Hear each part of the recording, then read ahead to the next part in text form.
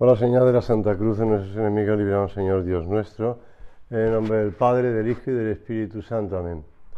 Señor mío y Dios mío, creo firmemente que estás aquí, que me ves, que me oyes. Te adoro con profunda reverencia. Te pido perdón de mis pecados y gracia para hacer con fruto este rato de oración. Madre mía Inmaculada, San José, mi Padre y Señor, Ángel de mi guarda, interceded por mí.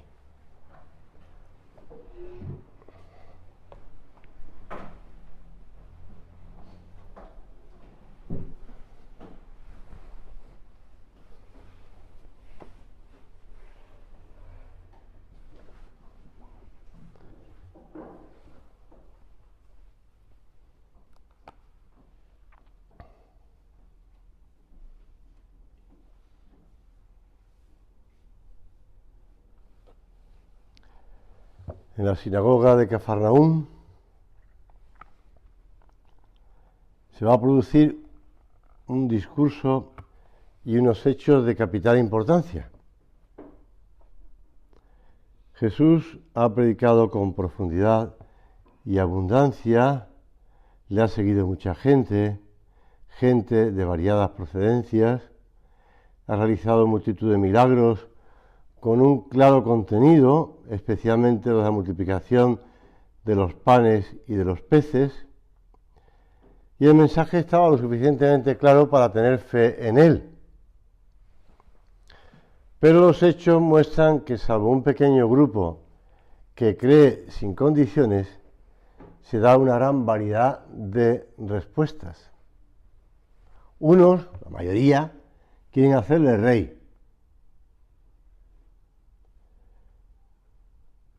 Le quieren mucho, pero no le comprenden. Quieren un reinado material, con un contenido religioso, pero como siempre los israelitas mezclaban las dos cosas. Les mueven esos intereses inmediatos, ya. Ocurre como en la primera tentación del desierto. Les mueven esos planteamientos de dominar el mundo. Por otra parte está otro grupo que son los que se oponen a Jesús, y aunque vean los milagros, no creen. No tienen fe, buscarán todos los razonamientos posibles para rechazarle. E incluso cuando resucita a Lázaro, deciden que también hay que matar a Lázaro. No quieren saber nada de él y su enseñanza de ese amor total a Dios y a los demás no lo entienden. Y en este contexto, después de la vuelta de Tiro y Sidón y de la Decápolis, Jesús vuelve a Cafarnaúm, acude a la sinagoga y allí le va siguiendo la gente. Y Jesús comienza pues reprochándoles su falta de fe y su falta de rectitud de intención. En verdad os digo que vosotros me buscáis no por haber visto los milagros, sino porque habéis comido los panes y os habéis saciado. Obrad no por el alimento que perece, sino por el que perdura hasta la vida eterna, el que os dará el Hijo del Hombre, pues a éste lo confirmó Dios Padre con su sello.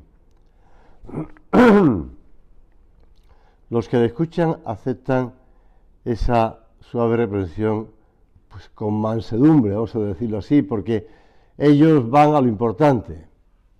Y si este rey, futuro rey, les quiere reprimir, les quiere echar una bronca, pues no pasa nada, ya llegaremos a lo importante. Pero ellos le preguntan, ¿qué haremos para realizar las obras de Dios? Y entonces ya Jesús da el paso siguiente, que es el que va a suponer un gran rechazo por parte de los que no tienen fe. Esta es la obra de Dios, que creáis en quien Él ha enviado. La fe. La fe. Hoy celebramos la solemnidad del Corpus Domini o del Corpus Sanguinis Christi. y muy unido, como vamos a ver además ahora en la continuación del Evangelio, muy unido a la Eucaristía está la fe en Jesucristo.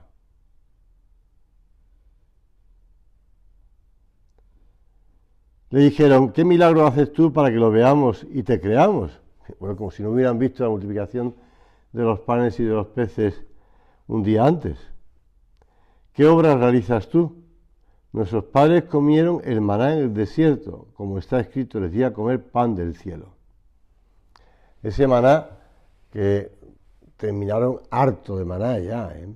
Bueno, porque ¿recuerdas cuando se enfrentaron a Moisés y a Josué y tal, diciéndole estamos hartos de comer este maná, este pan insulso, que no sabe a nada? En verdad os digo que no os dio Moisés el pan del cielo, sino que mi Padre os da el verdadero pan del cielo. Pues el pan de Dios es el que ha bajado del cielo y da la vida al mundo. El pan del cielo es la doctrina de Cristo.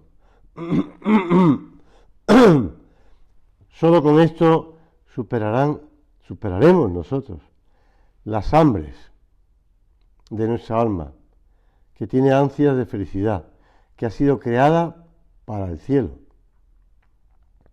Los demás, los de las buenas disposiciones, dejan oír su voz y le dijeron, Señor, danos siempre de este pan.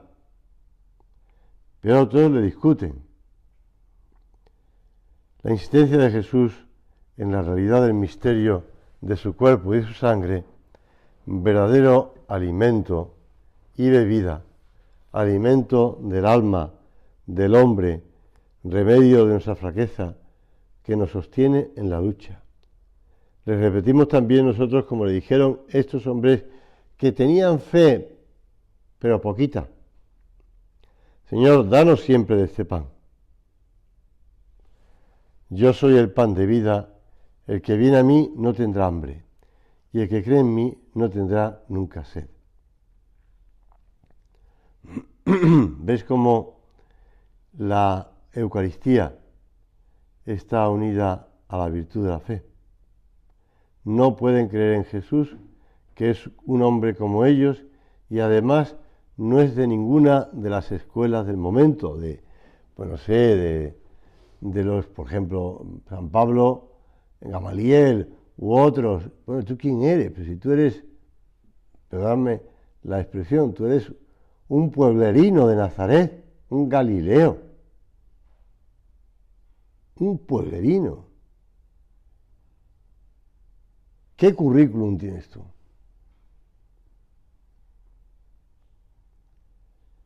Esa gente son los dueños de Dios. Lo usan a su capricho y no pueden entender un amor y una entrega tan totales. No pueden creer en Jesús, que es un hombre como ellos y además no es de ninguna de las escuelas del momento. Jesús lo ve y vuelve a insistir en la falta de fe. Os lo he dicho, me habéis visto y no creéis. No creen. Siguen sin creer, a pesar de los milagros que ven. No esperemos nosotros milagros para creer, porque no vamos a creer con milagros. Podemos sorprendernos, podemos maravillarnos en algún momento, pero no vamos a creer por ello.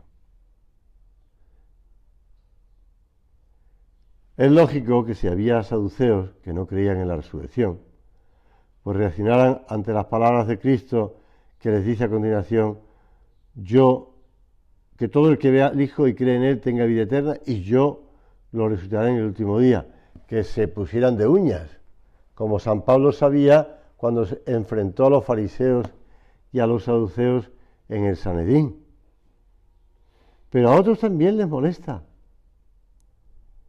Los apóstoles y discípulos están callados, Los judíos murmuraban de él porque había dicho, yo soy el pan que ha bajado del cielo. Y decían, ¿no es este Jesús, el hijo de José? Ya ves, un pueblerino, de quien conocemos a su padre y a su madre. ¿Cómo ahora dice que ha bajado del cielo? Y como dice, yo lo resucitaré en el último día.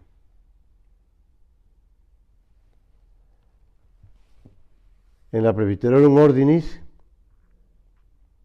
que la citaron el otro día, bueno, sin citarla, pero citaron en el Catecismo, el Concilio Vaticano II, nos transformamos en lo que comemos. Y habla del sacramento más excelso, porque contiene todo el bien espiritual de la Iglesia. La Eucaristía, fuente y culmen de toda la vida de la Iglesia. ¿Y nosotros en qué grupo estamos? Porque el Señor nos lo dice con claridad, ¿eh? También vosotros vais a marcharos. Se cuenta que un señor que se acaba de convertir al catolicismo, un tal Hermann Cohen, con H, habiendo entrado un día por la tarde, estirándote de final del siglo XIX y principio del XX, murió en 1918, en la capilla de las Carmelitas en París, que iba con frecuencia, pues porque ahí estaba expuesto el Santísimo Sacramento. Y se puso a adorar a nuestro Señor expuesto en la custodia. Y aquel hombre estaba allí, pues muy recogido, con mucha piedad, sin contar las horas, sin advertir que la noche se acercaba. Era noviembre. Y entonces la hermana tornera, como sabéis, en los conventos de carmelitas son las que pasan a la iglesia cuando hay que preparar pues alguna cosa para la misa o bien para cerrar la iglesia por dentro. Le llega y le dice a este hombre que hay que salir. Y le da un segundo aviso, oiga, que ya hay que cerrar. Y entonces este hombre le dijo, mira, yo miré cuando esas personas que se hallan al fondo de la capilla salgan. Y les dijo la hermana, pues no saldrán en toda la noche. Y aquel hombre le llamó la atención, porque aquellas mujeres, permanecían en adoración durante toda la noche delante del Santísimo. Y aquel hombre, que después fue llamado el ángel del Sagrario, se dirige a casa de un canónigo conocido suyo y le explica que tiene que hacer lo mismo, pero con hombres. Y en ese momento es cuando surge, con dificultades, surge la adoración nocturna masculina. Aparece se unen a él un antiguo diplomático español, el conde Raimundo de Cuer, capitán de una fragata, y una serie de personas. El monseñor le dijo, encuéntreme hombres y les autorizo a imitar a las piadosas mujeres cuya suerte ante el Señor envidia usted. Y aquel promotor de la primera reunión, el 19 de noviembre, pues se le fueron uniendo gente. Y entonces, si tú vas ahora mismo a aquella iglesia, las primeras vigilias se efectuaron no en aquella capilla, sino en el santuario de Nuestra Señora de las Victorias, donde yo he estado rezando y además ante los restos de la Santa Madre Santa Teresita de Jesús, que estaban expuestos en París por la JMJ. Y hay una lápida de mármol colocada en una de las pilastras que dice así: a Nuestra Señora de las Victorias, nuestra protectora, homenaje de gratitud y de amor de las conferencias de San Vicente de Paúl y de la Asociación de la Adoración Nocturna de París, 31 de mayo de 1871. Aquel hombre, fruto de su fe y de su amor a Jesús en la Eucaristía, pues ha hecho tanto bien en todo el mundo, además, en todo el mundo, y sigue habiendo todavía, por supuesto, la adoración nocturna masculina, también la femenina, aunque es más complicado porque las mujeres tienen un poco de miedo de pasar la noche o de volver de noche a casa, ¿no? Pero sigue habiendo. Yo soy el pan de vida, dice el Señor. Vuestros padres comieron el maná del desierto y murieron. Yo soy el pan de vida. El Señor deja las cosas muy claras. El pan bajado del cielo. Ya les había demostrado su poder sobre el pan y sobre su cuerpo. Ahora les anuncia que también a través del pan se va a producir un milagro mayor. No se trata, evidentemente, de una acción caníbal, pero sí de algo real. Se trata de una verdadera comunión con Dios a través de la humanidad. El que tenga fe podrá, de un modo que expondrá más tarde, entrar en comunión de alma y cuerpo con Dios. Y las hambres del alma estarán saciadas. La gran aspiración de la comunión con Dios que tenemos todos, por eso la Eucaristía es prenda de la vida eterna. Se inicia cuando en la última cena el Señor actualiza sus palabras. Muchos dejaron de ir con él. Y el Señor le dice, ¿esto os escandaliza? Si vierais al Hijo del Hombre subir a donde estaba antes. De hecho, a mí siempre me llama la atención que San Pablo hable de que vieron subir al Señor 450 personas. Tú dirás, ¿por qué me asombra? Porque me parece mucha gente. A mí me parece mucha gente. Todavía no se ha producido la venida de Pentecostés, con lo cual, pues, no ha habido grandes conversiones. Pero ha ido 450 personas, y es un dato. Estos datos, evidentemente, pues cuando tú lees el Evangelio, tienes datos, ¿no? Y te los puedes creer o no creer, igual que me puedo creer que Juan Sebastián Elcano dio la vuelta al mundo, el primero que dio la vuelta al mundo. ¿Me lo puedo creer o no me lo puedo creer? Pero bueno, hay bastantes testimonios de gente, por lo menos de los 15 que iban con él, ¿no? En la nao Victoria. Pero yo no estaba allí. Tampoco en el Evangelio estaba yo viendo a Jesús subir a los cielos. Pero lo dicen los que estaban allí. Y esto es sorprendente. Que a pesar de que muchos se fueron, hubo gente que después siguió, volvieron.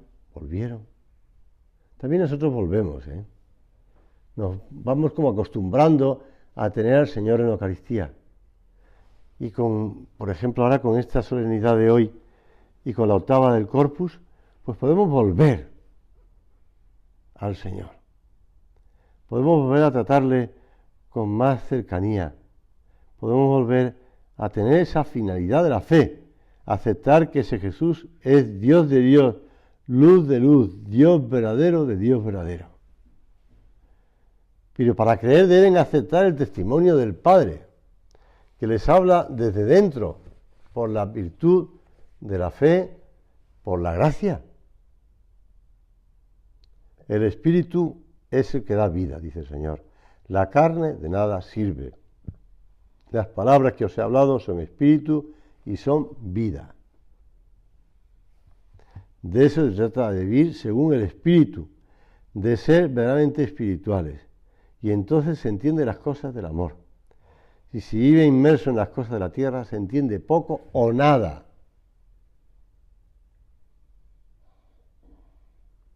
Si voy avanzando en la biografía esta de Ratzinger, ¿no? De Joseph Ratzinger, después Papa, ahora emérito, Benedicto XVI.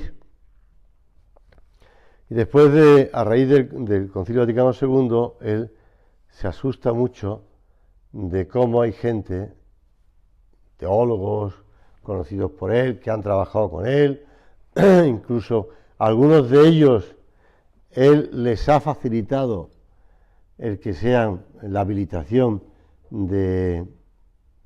para la universidad, pues que empiezan a decir todo tipo de absurdos, ¿no? Por no decir otra palabra más fuerte.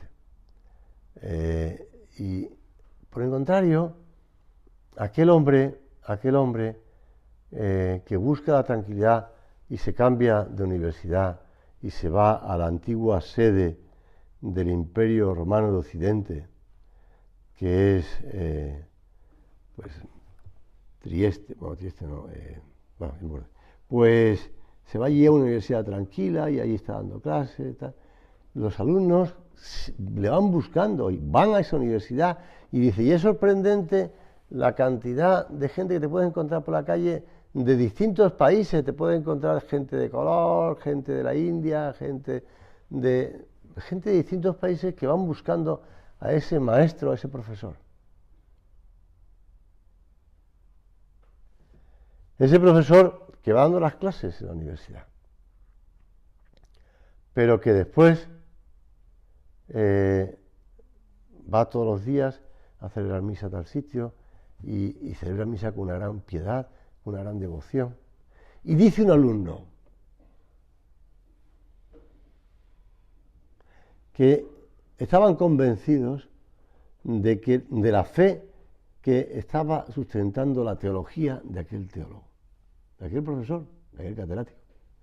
Dice, solamente por oírle exclamar o de hablar la palabra Jesús, con la devoción, la piedad con que decía la palabra Jesús, ya eso le situaba en otro plano distinto de Haskin, no quiero decir más nombres, Runner, etcétera, etcétera, etcétera.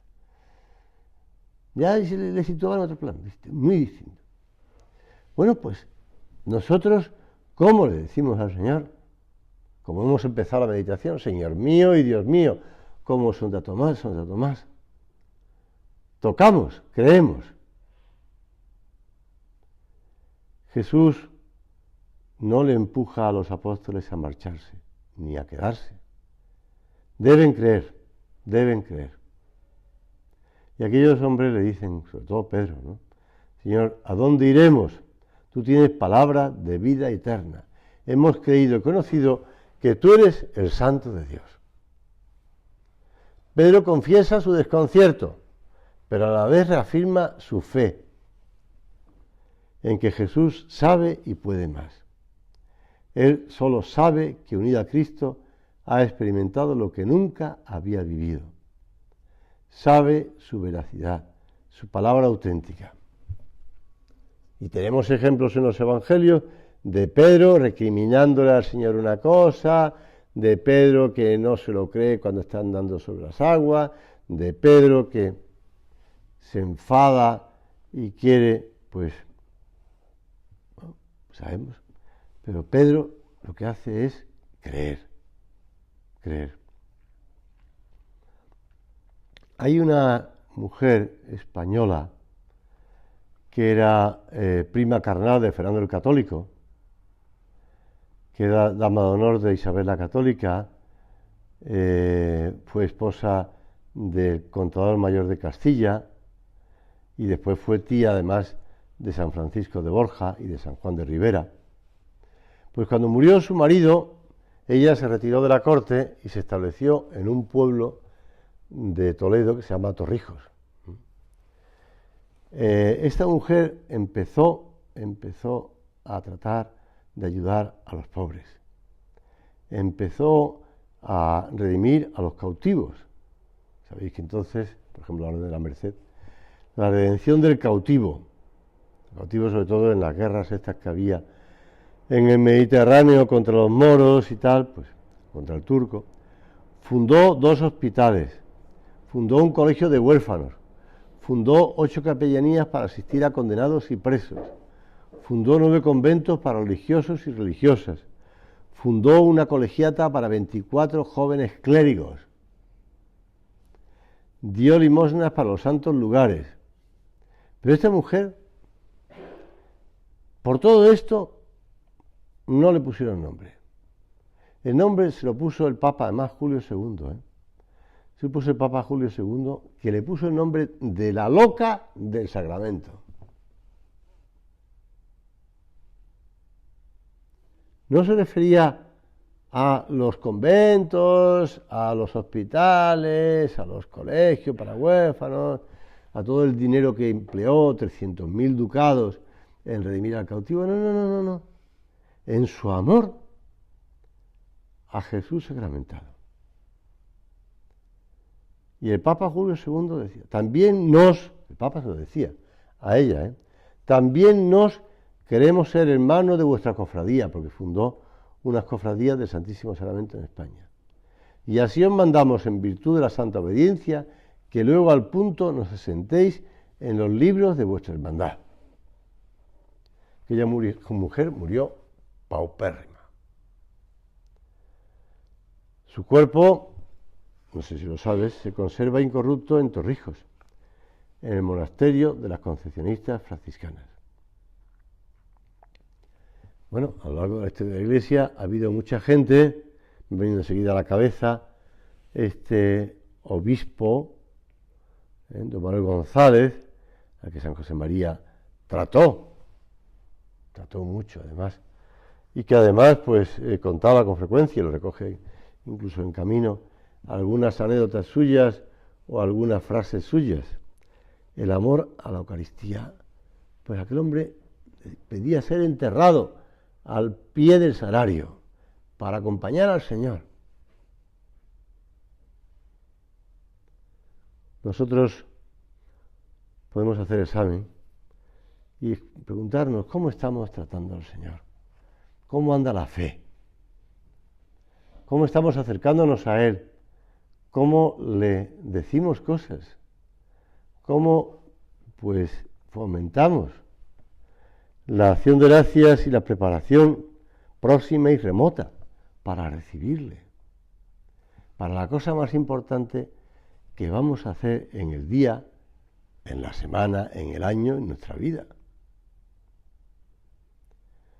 Vamos a acudir a la Santísima Virgen para en la misa que vamos a celebrar a continuación recibir a su Hijo con esa piedad, con esa devoción con que le recibió ella, su Santísima Madre.